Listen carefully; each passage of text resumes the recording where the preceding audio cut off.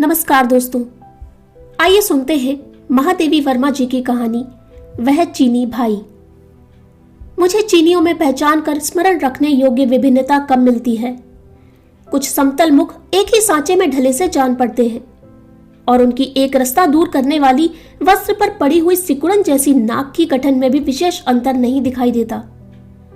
कुछ तिरछी, अधखुली और विरल भूरी बरूनियों वाली आंखों की तरल रेखाकृति देखकर भ्रांति होती है कि वे सब एक नाप के अनुसार किसी तेज धार से चीरकर बनाई गई हैं। स्वाभाविक पीत वर्ण धूप के चरण चिन्हों पर पड़े हुए धूल के आवरण के कारण कुछ ललचौए सूखे पत्ते की समानता पर लेता है। आकार, प्रकार, वेशभूषा सब मिलकर इन दूरदेशियों को यंत्र चालित पुतलों की भूमिका दे देते हैं। इसी से अनेक बार देखने पर भी एक फेरी वाले चीनी को दूसरे से भिन्न करके पहचानना कठिन है। पर आज उन मुखों की एक रूप समष्टि में मुझे आर्द्र नीलिमामयी आंखों के साथ एक मुख स्मरण आता है, जिसकी मौन भंगिमा कहती है, हम कार्बन की कॉपियां नहीं हैं, हमारी भी एक कथा है। यदि जीवन की वर्णमाला के संबंध में तुम्हारी आंखें निरक्षर नहीं तो तुम पढ़कर देखो ना। कई वर्ष पहले की बात है। मैं तांगे से उतरकर भीतर आ रही थी कि भूरे कपड़े का गट्ठर बाएं कंधे के सहारे पीठ पर लटकाए हुए और दाहिने हाथ में लोहे का गज घुमाता हुआ चीनी फेरी वाला फाटक के बाहर आता हुआ दिखा। संभवतः मेरे घर को बंद पाकर वह लौटा जा रहा था। कुछ लेगा मेम साहब? दुर्भाग्य का मारा चीनी। उसे क्या पता कि वह संबोधन मेरे मन में रोष की सबसे तुंग तरंग उठा देता है। मैया, माता, जीजी, दिदिया, बिटिया आदि ना जाने कितने संबोधनों से मेरा परिचय है और सब मुझे प्रिय है, पर यह विजातीय संबोधन मानो सारा परिचय छीन कर मुझे गाउन में खड़ा कर देता है। इस संबोधन के उपरांत मेरे पास से निराश होकर न लौटना असंभव नहीं तो कठिन अवश्य है। मैंने अवज्ञा से उत्तर दिया, मैं फारन नहीं खरीदती।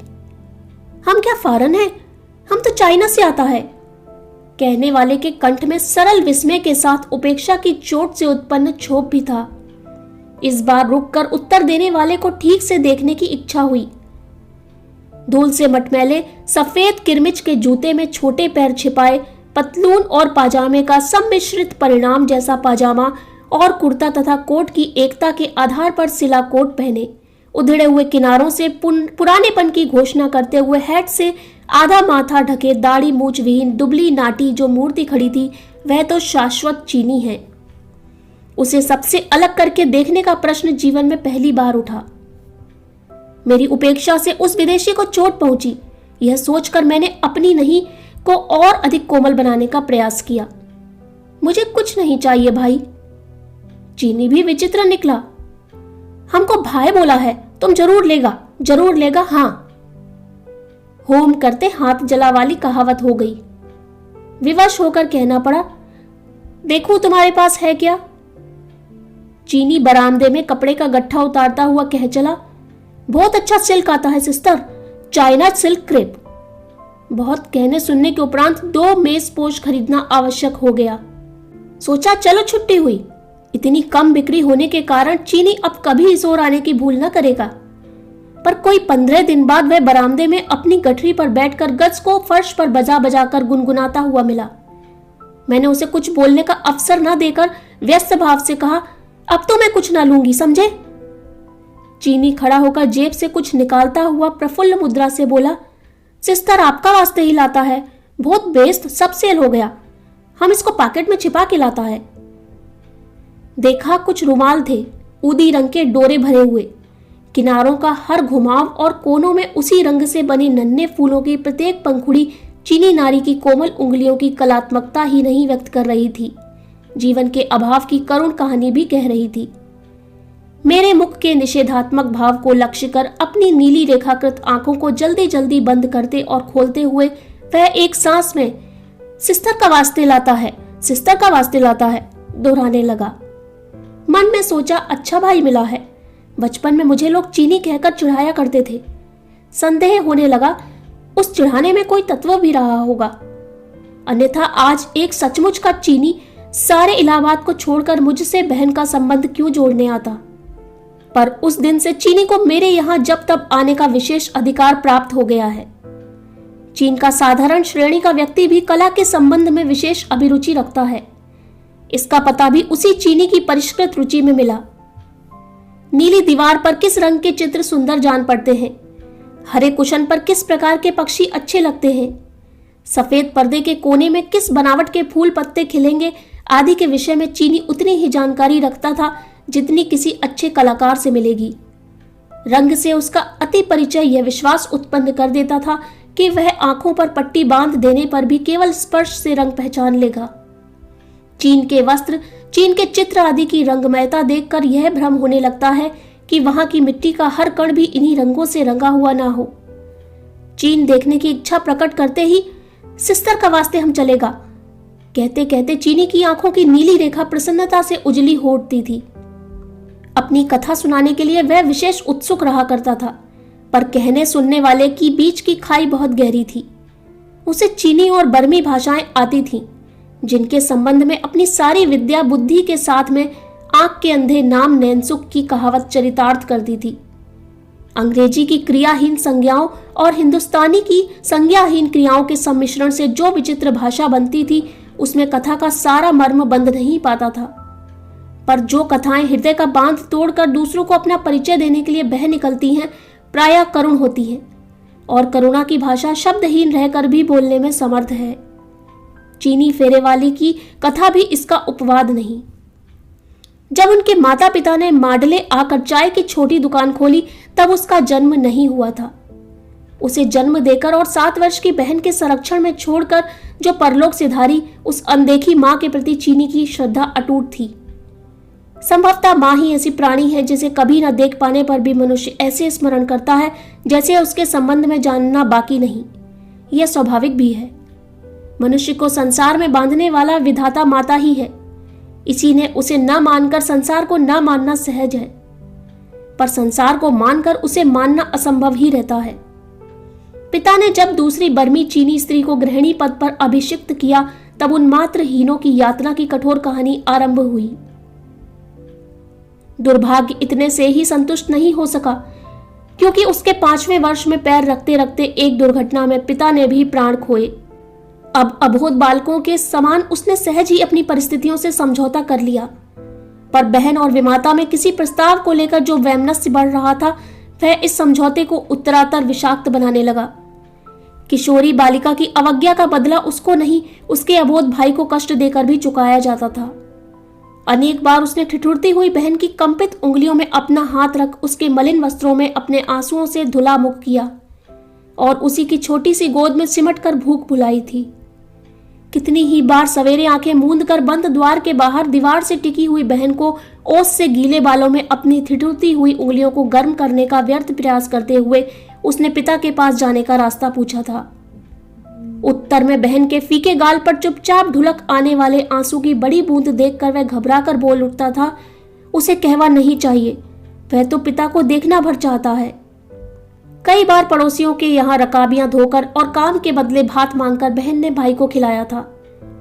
व्यथा की कौन सी अंतिम मात्रा ने बहन के नन्हे हृदय का बांध तोड़ डाला, इसे अबोध बालक क्या जाने। पर एक रात उसने बिछौने पर लेटकर बहन की प्रतीक्षा करते करते आधी आंखें खोली और विमाता को कुशल बाजीगर की तरह मैली कुचैली बहन का काया पलट करते हुए देखा। उसके सूखे होठों पर विमाता की मोटी उंगली ने दौड़ दौड़ कर लाली फेरी। उसके फीके गालों पर चौड़ी हथेली ने घूम घूम कर सफेद गुलाबी रंग भरा। उसके रूखे बालों को कठोर हाथों ने घेर घेर कर संवारा और तब नए रंगीन वस्त्रों में सजी हुई उस मूर्ति को एक प्रकार से ठेलती हुई विमाता रात के अंधकार में बाहर अंतर्निहित हो गई। बालक का विस्मय भय में बदल गया और भय ने रोने में शरण पाई।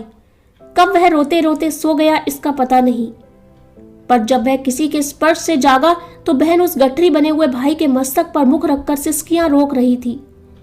उस दिन उसे अच्छा भोजन मिला, दूसरे दिन कपड़े, तीसरे दिन खिलौने, पर बहन के दिनों दिन विवर्ण होने वाले होठों पर अधिक गहरे रंग की आवश्यकता पड़ने लगी।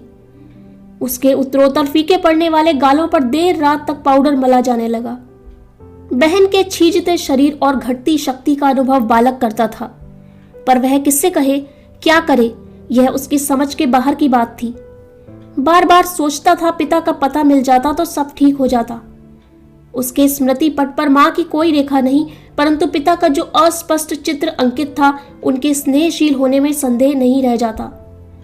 प्रतिदिन निश्चित करता कि दुकान में आने वाले प्रत्येक व्यक्ति से पिता का पता पूछेगा और एक दिन चुपचाप उनके पास पहुंचेगा और उसी तरह चुपचाप उन्हें घर लाकर खड़ा कर देगा, तब यह विमाता कितनी डर जाएगी और बहन कितनी प्रसन्न होगी। चाय की दुकान का मालिक अब दूसरा था, परंतु पुराने मालिक के पुत्र के साथ उसके व्यवहार में सहृदयता कम नहीं रही। इसी से बालक एक कोने में सिकुड़ कर खड़ा हो गया और आने वालों से हकला हकला कर पिता का पता पूछने लगा। कुछ ने उसे आश्चर्य से देखा, कुछ मुस्कुरा दिए, पर एक दो ने दुकानदार से कुछ ऐसी बात कही जिससे वह बालक को हाथ पकड़कर बाहर ही छोड़ आया। इस भूल की पुनरावृत्ति होने पर विमाता से दंड दिलाने की धमकी भी दे गया। इस प्रकार उसकी खोज का अंत हो गया। बहन का संध्या होते ही काया पलट, फिर उसका आधी रात बीत जाने पर भारी पैरों से लौटना, विशाल शरीर वाली विमाता का जंगली बिल्ली की तरह हल्के पैरों से बिछोने से उछलकर उतर आना, बहन के शिथिल हाथों से बटुए का छिन जाना और उसका भाई के मस्तक पर मुख रखकर स्तब्ध भाव से पड़े रहना आदि क्रम ज्यों के त्यों चलते रहे। पर एक दिन बहन लौटी ही नहीं। सवेरे विमाता को कुछ चिंतित भाव से उसे खोजते देख बालक सहसा किसी अज्ञात भय से सिहर उठा।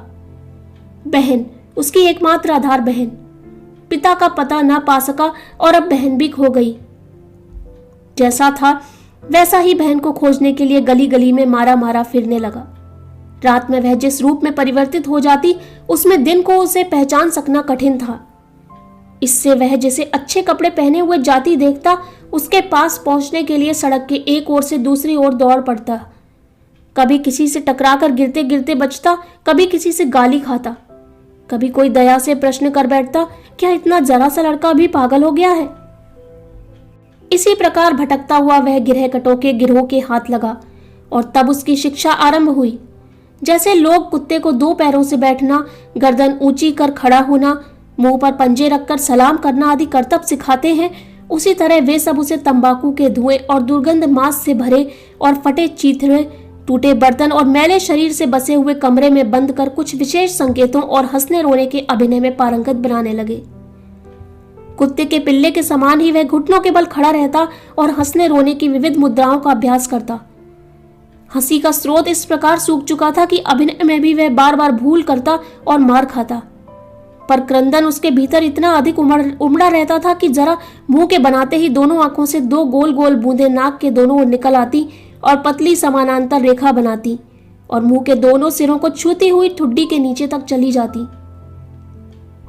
इसे अपनी दुर्लभ शिक्षा का फल समझकर रों से काले उदर पर पीला सा रंग बांधने वाला उसका शिक्षक प्रसन्नता से उठकर उसे लात जमाकर पुरस्कार देता। वह दल बर्मी, चीनी, स्यामी आदि का सम्मिश्रण था। इसी से चोरों की बारात में अपनी अपनी होशियारी के सिद्धांत का पालन बड़ी सतर्कता से हुआ करता। जो उस पर कृपा रखते थे, उनके विरोधियों का स्नेह पात्र होकर पिटना भी उसका परम कर्तव्य हो जाता था। किसी की कोई वस्तु खोते ही उस पर संदेह की ऐसी दृष्टि आरंभ होती कि बिना चुराए ही वह चोर के समान कांपने लगता, और तब उस चोर के घर छिछोर की जो मरम्मत होती कि उसका स्मरण करके चीनी की आंखें आज भी व्यथा और अपमान से भक भक चलने लगती थी। सबके खाने के पात्र में बचा उच्छिष्ट एक ताम चीनी के टेढ़े बर्तन में सिगार से जगह जगह जले हुए कागज से ढककर रख दिया जाता था, जिसे वह हरी आंखों वाली बिल्ली के साथ खाता था। बहुत रात गए तक उसके नरक के साथ ही एक एक कर आते रहते और अंगीठी के पास सिकुड़ कर लेटे हुए बालक को ठुकराते हुए निकल जाते। उनके पैरों की आहट को पढ़ने का उसे अच्छा अभ्यास हो चला था। जो हल्के पैरों को जल्दी जल्दी रखता आता है, उसे बहुत कुछ मिल गया है। जो शिथिल पैरों को घसीटता हुआ लौटता, वह खाली हाथ है। जो दीवार को टटोलता हुआ लड़खड़ाते पैरों से बढ़ता, वह शराब में सब खोकर बेसुध आया है। जो दहली से ठोकर खाकर धम धम पैर रखता हुआ घुसता है, उसने किसी से झगड़ा मोल ले लिया है। आदि का ज्ञान उसे अनजान में ही प्राप्त हो गया था।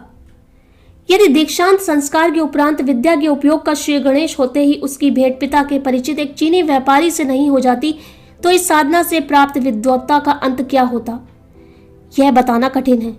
पर संयोग ने उसके जीवन की दिशा को इस प्रकार बदल दिया कि वह कपड़े की दुकान पर व्यापारी की विद्या सीखने लगा। प्रशंसा का पुल बांधते बांधते वर्षों पुराना कपड़ा सबसे पहले उठा लाना, गज से इस तरह नापना कि जो रत्ती बराबर भी आगे ना बढ़े, चाहे अंगुल भर पीछे रह जाए। रुपए से लेके पाई तक को खूब देखभाल कर लेना और लौटाते समय पुराने खोटे पैसे विशेष रूप से खनका खनका कर दे डालना आदि का ज्ञान कम रहस्यमय नहीं था। पर मालिक के साथ भोजन मिलने के कारण बिल्ली के उच्छिष्ट सहभोज की आवश्यकता नहीं रही और दुकान में सोने की व्यवस्था होने से अंगीठी के पास ठोकरों से पुरस्कृत होने की विशेषता जाती रही। चीनी छोटी अवस्था में ही समझ गया कि धन संचय से संबंध रखने वाली सभी विद्याएं एक सी हैं, पर मनुष्य किसी का प्रयोग प्रतिष्ठा पूर्वक कर सकता है और किसी का छिपाकर। कुछ अधिक समझदार होने पर उसने अपनी अभागी बहन को ढूंढने का बहुत प्रयत्न किया, पर उसका पता ना पा सका। ऐसी बालिकाओं का जीवन खतरे से खाली नहीं रहता। कभी वे मूल्य देकर खरीदी जाती हैं और कभी बिना मूल्य के गायब कर दी जाती हैं। कभी वे निराश होकर आत्महत्या कर लेती हैं और कभी शराबी ही नशे में उन्हें जीवन से मुक्त कर देते हैं। उस रहस्य की सूत्रधारिणी विमाता भी संभवतः पुनर्विवाह कर किसी और को सुखी बनाने के लिए कहीं दूर चली गई थी। इस प्रकार उस दिशा में खोज का मार्ग ही बंद हो गया। इस बीच में मालिक के काम से चीनी रंगून आया, फिर 2 वर्ष कलकत्ता में रहा और अन्य साथियों के साथ उसे इसी ओर आने का आदेश मिला। यहाँ शहर में एक चीनी जूते वाले के घर ठहरा है और सवेरे 8 से 12 और 2 से 6 बजे तक फेरी लगाकर कपड़े बेचता रहता है। चीनी की 2 इच्छाएं हैं, ईमानदार बनने की और बहन को ढूंढ लेने की, जिनमें से एक की पूर्ति तो स्वयं उसी के हाथ में है और दूसरी के लिए वह प्रतिदिन भगवान बुद्ध से प्रार्थना करता है। बीच बीच में वह महीनों के लिए बाहर चला जाता था, पर लौटते ही सिस्टर का वास्ते ई लाता है कहता हुआ कुछ लेकर उपस्थित हो जाता। इस प्रकार देखते देखते मैं इतनी अभ्यस्त हो चुकी थी कि जब एक दिन वह सिस्टर का वास्ते कहकर और शब्दों की खोज करने लगा, तब मैं उसकी कठिनाई न समझकर हंस पड़ी। धीरे धीरे पता चला बुलावा आया है, यह लड़ने के लिए चाइना जाएगा। इतनी जल्दी कपड़े कहाँ बेचे और न बेचने पर मालिक को हानि पहुंचाकर बेईमान कैसे बने। यदि मैं उसे आवश्यक रुपया देकर सब कपड़े ले लूं तो वह मालिक का हिसाब चुकाकर तुरंत देश की ओर चल दे। किसी दिन पिता का पता पूछे जाने पर वह हकलाया था, आज भी संकोच से हकला रहा था। मैंने सोचने का अवकाश पाने के लिए प्रश्न किया, तुम्हारे तो कोई है ही नहीं, फिर बुलावा किसने भेजा? चीनी की आंखें विस्मय से भरकर पूरी खुल गईं। हम कब बोला हमारा चाइना नहीं है? हम कब ऐसा बोला सिस्टर? मुझे स्वयं अपने प्रश्न पर लज्जा आई। उसका इतना बड़ा चीन रहते वह अकेला कैसे होगा? मेरे पास रुपया रहना ही कठिन है, अधिक रुपए की चर्चा ही क्या। पर कुछ अपने पास खोज ढूंढकर और कुछ दूसरों से उधार लेकर मैंने चीनी के जाने का प्रबंध किया। मुझे अंतिम अभिवादन कर जब वह चंचल पैरों से जाने लगा, तब मैंने पुकार कर कहा, यह गज तो लेते जाओ। चीनी सहज स्मृति के साथ घूमकर सिस्टर का वास्ते ही कहकर सका। शेष शब्द उसके हकलाने में खो गए और आज कई वर्ष हो चुके हैं, चीनी को फिर देखने की संभावना नहीं। उसकी बहन से मेरा कोई परिचय नहीं, पर ना जाने क्यों वे दोनों भाई बहन मेरे स्मृति पट से हटते ही नहीं। चीनी की गठरी में से कई थान में अपने ग्रामीण बालकों के कुर्ते बना बनाकर खर्च कर चुकी हूँ, परंतु अब भी 3 थान मेरी अलमारी में रखे हैं और लोहे का गज दीवार के कोने में खड़ा है। एक बार जब इन थानों को देखकर एक खादी भक्त बहन ने आक्षेप किया था, जो लोग बाहर विशुद्ध खद्दरदारी होते हैं वे भी विदेशी रेशम के थान खरीद कर रखते हैं, इसी से तो देश की उन्नति नहीं होती। तब मैं बड़े कष्ट से हंसी रोक सकी। वह जन्म का दुखियारा, मात्र पितृहीन और बहन से बिछड़ा हुआ चीनी भाई अपने समस्त स्नेह के एकमात्र आधार चीन में पहुंचने का आत्मसंतोष पा गया है। इसका कोई प्रमाण नहीं, पर मेरा मन यही कहता है।